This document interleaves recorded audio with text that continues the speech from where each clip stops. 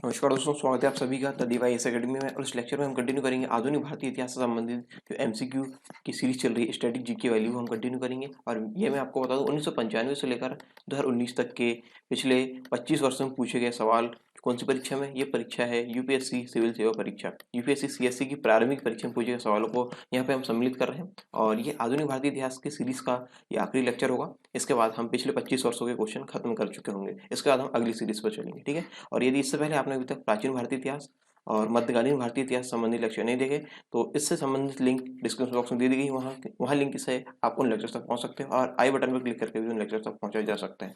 चलिए आज का प्रश्न शुरू करते हैं। आज का पहला सवाल है, निम्नलिखित में से कौन सी घटना सबसे पहले हुई। ये सवाल पूछा गया 2018 में। यहाँ पे हम जो क्रम है इसका वो हमको बताना है और इस क्रम में सबसे पहले कौन सी घटना हुई ये हमको बताना है। स्वामी स्वामी दयानंद ने आर्य समाज की स्थापना की। दीनबंधु मित्र ने नील दर्पण का लेखन किया। बंकिम चंद्र चट्टोपाध्याय ने आनंद मठ का लेखन किया। Satyendranath Tagore Indian Civil Service परीक्षा में सफलता पाने वाले प्रथम भारतीय बने। तो ये किस क्रम में है ये हमको पहले देखना है, उसके बाद ही हम बता पाएंगे कि सबसे पहले इनमें से कौन सी घटना हुई। स्वामी दयानंद सरस्वती ने आर्य समाज की स्थापना 1875 में की। दीनबंधु ने नील दर्पण का लेखन किया 1860 में। बंकिम चंद्र चट्टोपाध्याय ने आनंद मठ जो इसकी रचना है वो की 1882 में। सत्येंद्रनाथ टैगोर ने सिविल सर्विस परीक्षा उत्तीर्ण की 1863 में। तो हमको बताना है यहाँ पे सबसे पहले कौन सी घटना हुई। तो यहाँ पे सबसे पहले घटना हुई ये दीनबंधु द्वारा नील दर्पण का लेखन किया गया 1860 में, यानी इसका आंसर है बी। ठीक है, इन घटनाओं में सबसे पहले जो घटना हुई वो है बी, दीनबंधु मित्र ने नील दर्पण का लेखन किया। ठीक है, इस प्रकार इसका आंसर रहेगा बी। अगले सवाल पर आते हैं। अगला सवाल है, भारत में औपनिवेशिक शासन के दौरान शैक्षणिक संस्थाओं के संदर्भ में निम्नलिखित युगों पर विचार कीजिए। संस्थान यहाँ पे दिए गए, यहाँ पे संस्थापक दिए गए। हमको ये बताना है कि उपरोक्त युगों में से कौन से सही सुमेलित है। तो हमको सही वाले चेक करना है। पहला यहाँ पे बनारस का संस्कृत कॉलेज विलियम जोन्स ने इसकी स्थापना की। क्या बनारस संस्कृत कॉलेज की स्थापना विलियम जोन्स ने की? नहीं, ये इन्होंने नहीं की, किसी और ने की। ठीक है, ये हम देखेंगे अभी। कलकत्ता मदरसा की जो स्थापना है वो वॉरेन हेस्टिंग्स ने की। इसके संस्थापक वॉरेन हेस्टिंग्स है। हाँ, ये वॉरेन हेस्टिंग्स है, कलकत्ता मदरसा के स्थापक।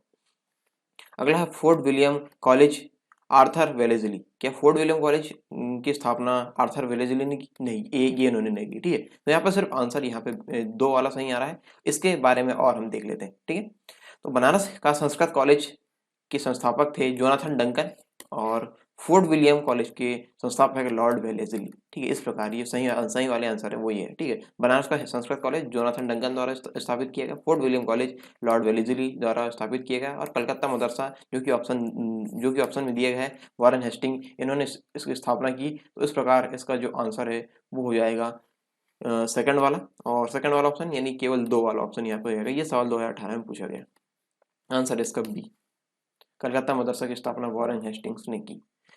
अगला सवाल है, वुड डिस्पैच के बारे में निम्नलिखित में से कौन से कथन सत्य है। सत्य कथन हमको बताना है और नीचे दिए गए कूट का प्रयोग कर सही उत्तर हमको चुनना है। 2018 में सवाल पूछा गया है।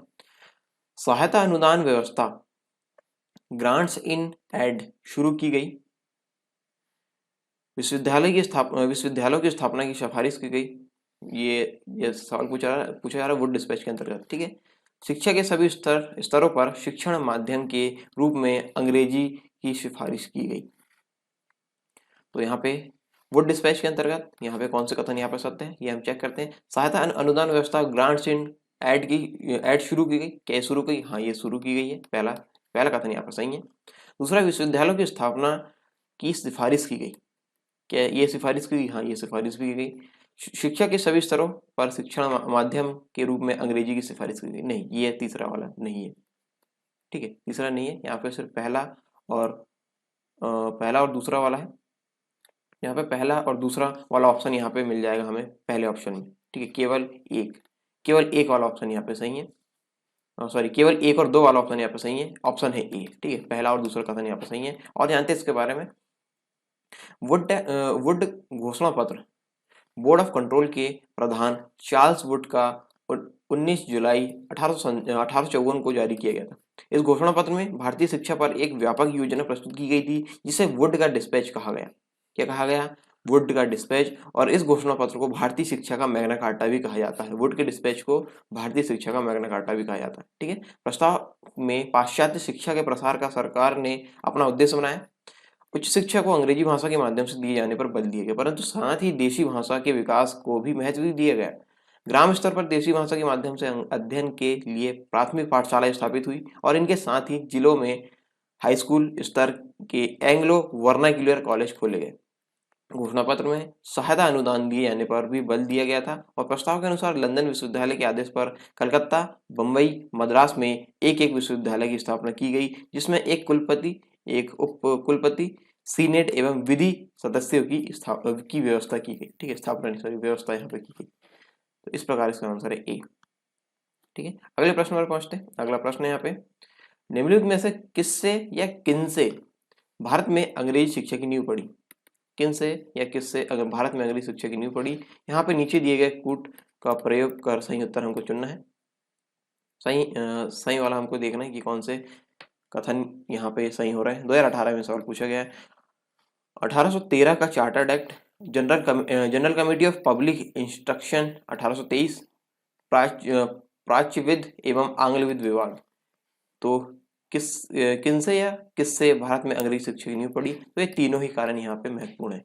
1813 का chartered act, general committee of public instruction 1823 और प्राच्यविद एवं आंग्लविद विवाद। तो ये तीनों ही कथन यहाँ पे इसके लिए जिम्मेदार है, भारत में अंग्रेजी शिक्षा के लिए। तो यहाँ पे तीनों कथन के लिए ऑप्शन यहाँ पे डी, इसलिए सही उत्तर हो जाएगा इसका डी। इसके बारे में थोड़ा सा और जान लेते हैं। ईस्ट इंडिया कंपनी ने शिक्षा के क्षेत्र में दोहरी राजनीति अपनाई। इसने पूर्वी यानी प्राच्य शिक्षा प्रणाली को हतोत्साहित किया, यानी जो ईस्ट वाली जो शिक्षा प्रणाली, जो एशियन वाली जो शिक्षा पद्धति उसको हतोत्साहित किया तथा पश्चिमी शिक्षा एवं अंग्रेजी भाषा को महत्व दिया। 1813 के चार्टर अधिनियम द्वारा भारत में शिक्षा प्रसार के लिए प्रतिवर्ष 1 लाख रुपए खर्च करने का प्रावधान को अपनाया। ब्रिटिश संसद में 1813 चार्टर अधिनियम पर शिक्षा से संबंधित लंबी बहस हुई तथा यह मामला अगले 20 वर्षों तक जारी रहा। अंततः आवंटित धन के अलावा एक पैसा भी शिक्षा पर खर्च नहीं किया जा सकता है। भारत में शिक्षा के विकास के मुद्दे पर समकालीन ब्रिटिश विद्वानों को दो वर्गों में बांटा गया। प्राच्यवादी, इसको हम बोलेंगे ओरिएंटलिस्ट, और दूसरा है आंग्लवादी, इसको बोलेंगे एंग्लिसिस्ट। ठीक है, एंग्लिसिस्ट पहला है ओरिएंटलिस्ट और दूसरा है एंग्लिसिस्ट। हिंदी में बोलेंगे प्राच्यवादी, दूसरा है आंग्लवादी। ठीक है, जो प्राच्यवादी थे ये भारतीय भाषाओं के माध्यम से प्राच्य विषयों की वकालत किए थे तथा जो आंग्लवादी थे ये अंग्रेजी भाषा के माध्यम से पश्चिमी विज्ञान और साहित्य के विकास की वकालत की उन्होंने। ठीक है, तो 1829 में लॉर्ड बेंटिक ने अंग्रेजी भाषा के माध्यम पर जोर दिया। 1835 की शुरुआत में general committee of public instruction के 10 सदस्यों को 2 बार समूह में विभाजित किया गया। आगे है, समिति के अध्यक्ष सहित 5 सदस्य लॉर्ड मैकाले ने सार्वजनिक शिक्षा के माध्यम के रूप में अंग्रेजी को अपनाने के पक्ष में थे और जबकि 5 अन्य प्रादेशिक भाषाओं के पक्ष में थे। अंततः अनेक गतिरोध के पश्चात बेंटिक को 7 मार्च 1835 को पारित प्रस्ताव मिला और घोषणा की कि अब से सरकारी धन का उपयोग पश्चिमी भाषा के माध्यम से विज्ञान और पश्चिमी साहित्य पर किया जाएगा।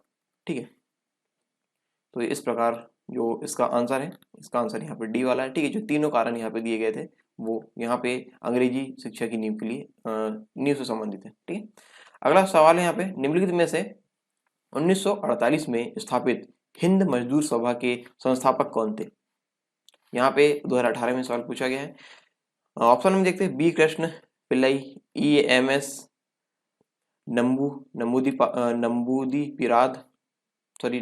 नंबूदी रिपाद और केसी जॉर्ज। अगला है जयप्रकाश नारायण, दीनदयाल उपाध्याय और MN रॉय, CP रामस्वामी अय्यर, के कामराज और वीरेश लिंगम पंतुलु। अगला है अशोक मेहता, TS रामानुजन और जी मेहता। तो हिंद मजदूर सभा के संस्थापक थे अशोक मेहता, TS रामानुजम और जी मेहता। तो इसका आंसर हो जाएगा यहाँ पर डी।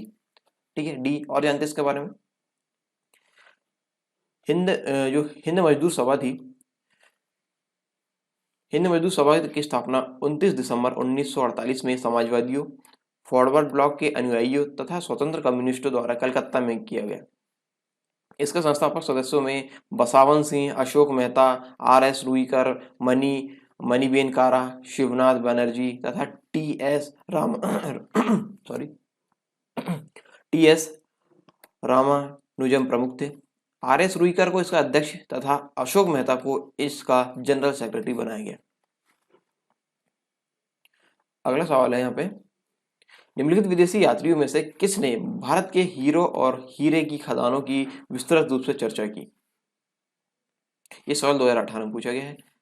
फ्रांसवा वर्नियर, जिया बैप्टिस्ट टेवर्नियर, जिया दा थेवेनो और फिर अगला है एबे बार्थेलेमी कारे। तो किसने भारत के हीरो और हीरे की खदानें की विस्तृत रूप से चर्चा की? तो ये थे जिया बैप्टिस्ट टेवर्नियर, ये इसलिए इसका आंसर है यहाँ पे बी। जिया जो इसका आंसर है, जिया बैप्टिस्ट टेवर्नियर 17वीं शताब्दी का एक प्रसिद्ध यूरोपियन यात्री था। टेवर्नियर एक जौहरी था जो साइप्रस, माल्टा, तुर्की, Syria, Iraq, Iran, Afghanistan, Pakistan, Bharat, Sri Lanka और इंडोनेशिया देशों की एक से अधिक बार यात्रा की थी। सन 1676 ईस्वी में इसने अपनी 2 खंडों को जिया बैप्टिस्ट टेवर्नियर अपनी 6 यात्राएं नाम से प्रकाशित किया। इस पुस्तक में सबसे यादगार अध्यायों में से वे है जो टेवर्नियर ने भारत के हीरो और हीरे की खदानों तथा इसके साथ ही कोहिनूर हीरे की भी विस्तृत रूप से चर्चा की है। ठीक है, इसलिए इसका आंसर है बी, जिया बैप्टिस्ट टेवर्नियर। अगला सवाल है, निम्नलिखित घटनाओं पर विचार कीजिए और यहाँ पे हमको बताना है कि इन घटनाओं का सही कालानुक्रम क्या है। ठीक है, तो पहले देख लेते हैं ये घटनाएं। भारत के किसी राज्य में सर्वप्रथम लोकतांत्रिक रूप से चुनी गई साम्यवादी दल की सरकार। भारत का उस समय का सबसे बड़ा bank imperial bank of India, जिसका नाम बदलकर भारतीय स्टेट बैंक रखा गया। तीसरा है एयर इंडिया का राष्ट्रीयकरण किया गया और यह राष्ट्रीय वाहक बन गया। चौथा है गोवा स्वतंत्र भारत का अंग बन गया। तो हमको बताना है कि कौन सा क्रम में ये घटनाएं हुई है। तो हम देख लेते हैं पहले कौन से सन में ये घटनाएं हुई, फिर हम इसको क्रम में जमाएंगे। भारत के किसी राज्य में सर्वप्रथम लोकतांत्रिक रूप से चुनी गई साम्यवादी दल की सरकार, ये चुनी गई 1957 से लेकर 1959 तक। भारत का उस समय का सबसे बड़ा bank imperial bank of India, जिसका नाम बदलकर भारतीय स्टेट बैंक रखा गया, ये हुई घटना 1955 में। एयर इंडिया का राष्ट्रीयकरण किया गया और यह राष्ट्रीय वाहक बन गया, ये घटना हुई 1953 में। और अगला है गोवा स्वतंत्र भारत का अंग बन गया, ये 1987 में। तो अब यहाँ पे देखते हैं, इसका क्रम जमाते हैं।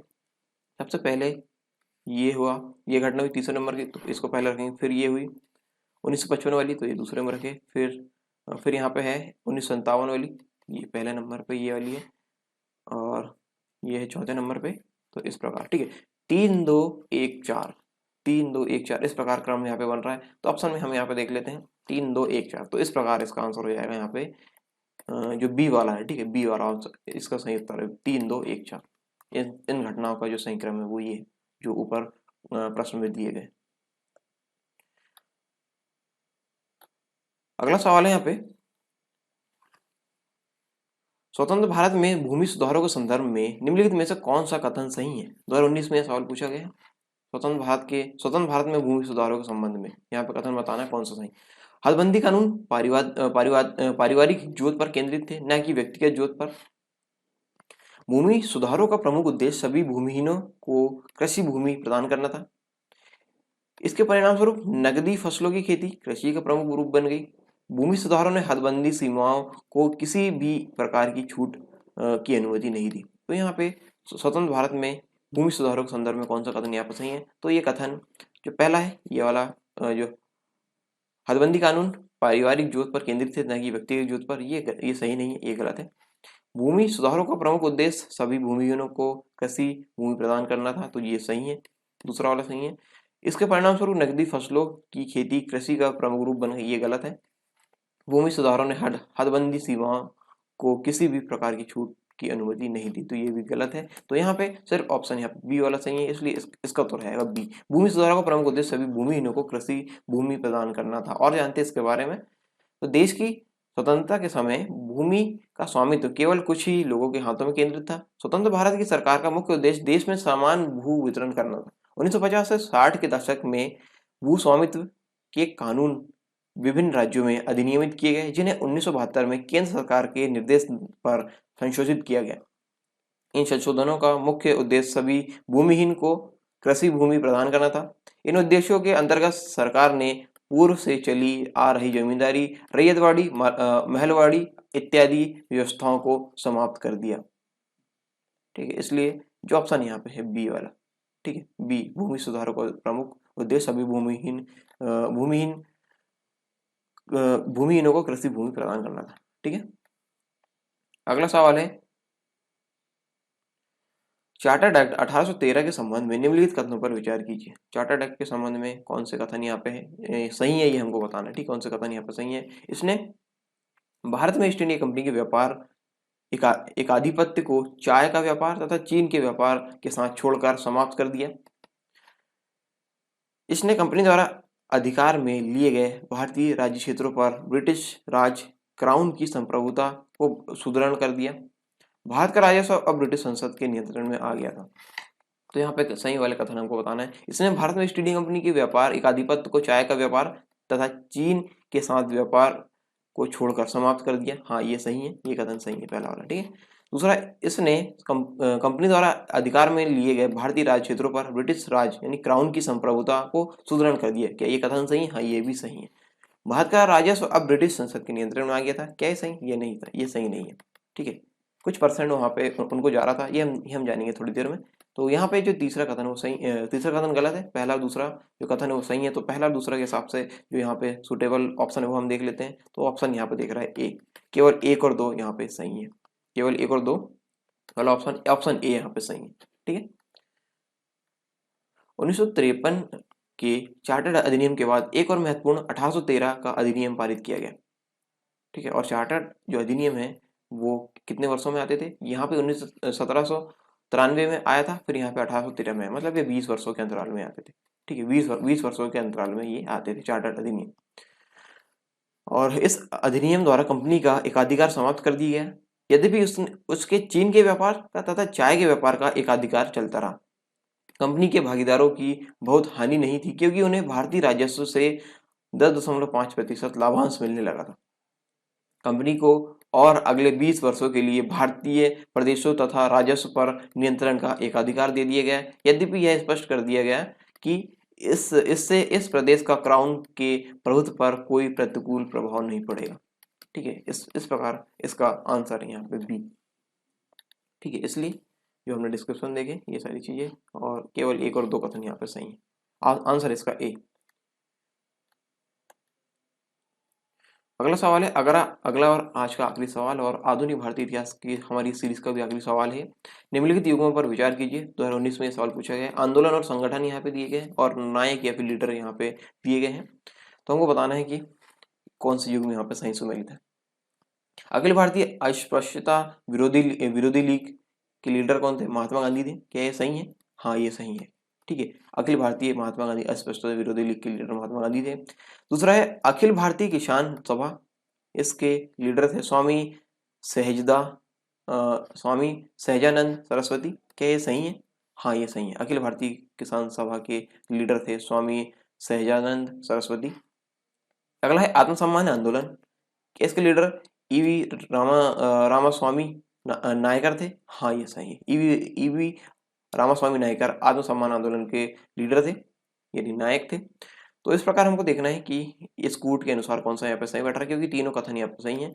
तो ऑप्शन यहाँ पे है जो चौथा वाला डी ऑप्शन। ठीक है, 1, 2 और 3 तीनों ही यहाँ पे सही है। ठीक है, इसलिए इसका आंसर है डी, 1, 2 और 3।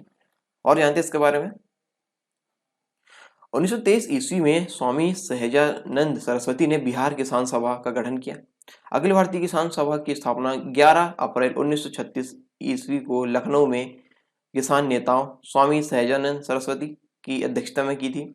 और ईवी रामास्वामी एक तमिल राष्ट्रवादी राजनेता और सामाजिक कार्यकर्ता थे। इन्होंने आत्मसम्मान आंदोलन या द्रविड़ आंदोलन प्रारंभ किया था, जबकि अखिल भारतीय अस्पृश्यता विरोधी लीग के नायक महात्मा गांधी थे।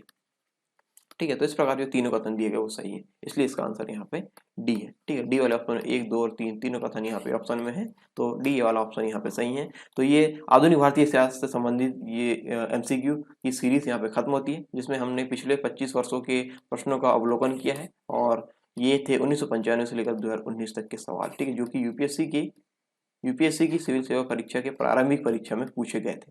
ठीक है, तो आई होप ये सीरीज आपको अच्छी लगी होगी, और अच्छी लगी हो तो अपनी प्रतिक्रिया जरूर दें कमेंट बॉक्स में, या फिर आप अपनी प्रतिक्रिया लाइक या डिसलाइक करके दे सकते हैं। Thanks for watching the D Y S academy. मिलते हैं नेक्स्ट वीडियो में, तब तक के लिए जय हिंद।